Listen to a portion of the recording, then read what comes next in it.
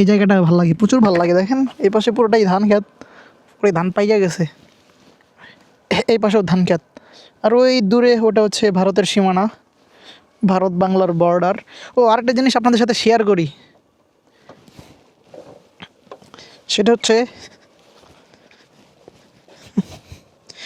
এই যে এটার যে ওয়েলটা, এটার কি বলে, মাস্টার সিলিন্ডার।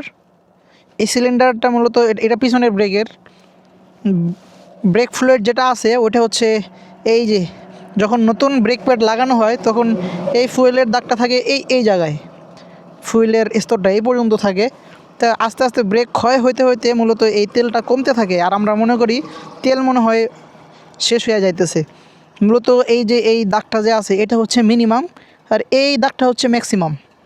মানে ব্রেক প্যাড একদম নতুন থাকলে তেলের মাপটা এই পর্যন্ত উঠে, আর একবারে যখন ক্ষয় হয়ে যায় তখন তেলের মাপটা এই পর্যন্ত আসে।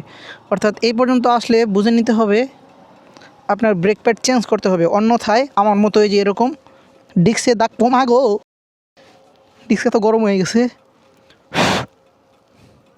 এরকম ডিস্কে দাগ পড়ে যাবে, ডিস্ক ক্ষয় হতে থাকবে।